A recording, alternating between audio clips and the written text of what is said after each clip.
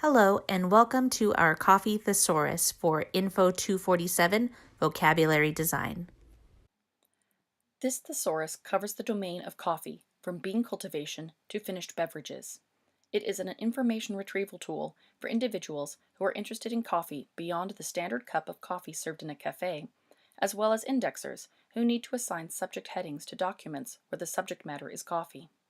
The purpose of this thesaurus is to aid the consumer in understanding the terms used, as well as to introduce them to new terms and forms of coffee, as well as for an indexer who is looking for the correct terms to use.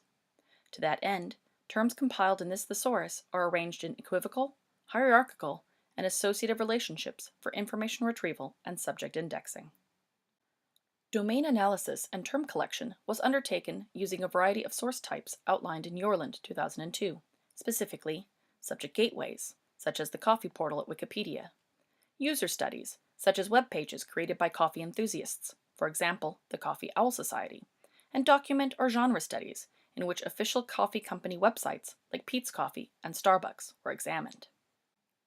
From these sources, and others like them, each member of the team identified 50 terms for inclusion in the thesaurus. This example shows some of the wide variety of terms that we chose. More terms would be added during the facet and relationship analysis. In hindsight, we probably should have started with fewer terms. Term proliferation was not something we anticipated. After term extraction, next step in thesaurus construction was facet analysis. In order to create facets that fit this domain of coffee, more specific categories were necessary. Subfacet was then added to Atkinson's fundamental facets, which our team used as a base. The next slide will introduce two examples of subfacets from naturally occurring entities and operations. Under naturally occurring entities, two subfacets were created: coffee bean species and coffee beans varieties, while terms under species include academic names of coffee bean species such as Coffea arabica or Coffea canefera. Terms under the coffee beans varieties are names of various cultivars of coffee beans such as Castillo, Java, or are specific conditions of coffee bean such as pea berries. Another example is under operations. As explained earlier, this thesaurus includes terms related to various aspects of coffee, from cultivation of beans to brewing a cup of coffee. Consequently, various subfacets were necessary in order to cover the diverse operations related to coffee. Notations were also provided for each facet and subfacet using combinations of alphabets and numbers. Our Coffee Thesaurus contains three types of relationships: equivalence, hierarchical, and associative.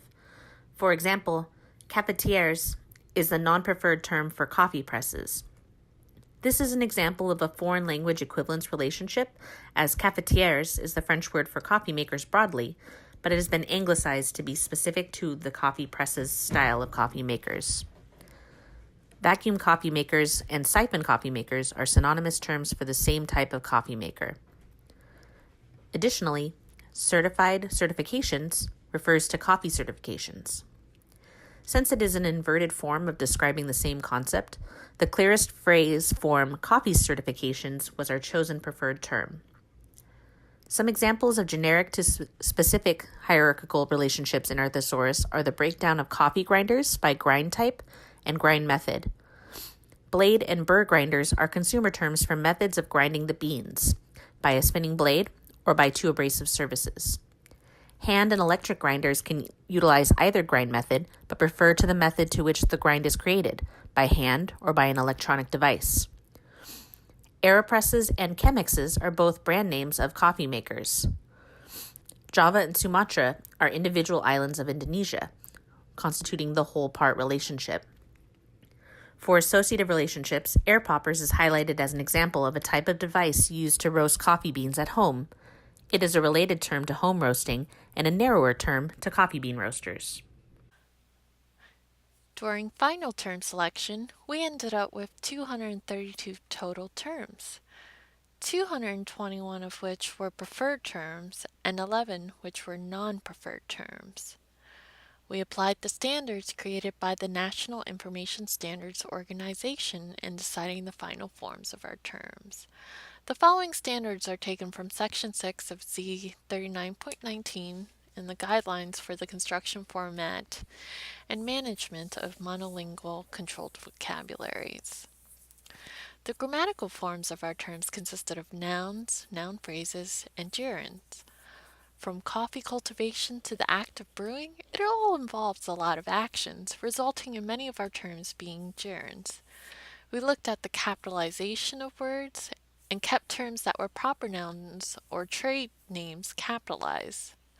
Terms that were in singular form also needed to be changed to their plural forms. Some terms retained their singular form due to it being a non-count noun, such as water. Since our thesaurus is in American English, we also selected terms based on the common usage in American English. Once we had the final terms selected, we began entering them into Synaptica. The result was the creation of our alphabetical index. From there, we added scope notes to terms in order to define the concepts and also provide insight on how the term was being used. With the classified index, we used Atkinson's fundamental facets to organize the terms into the different concepts they represented.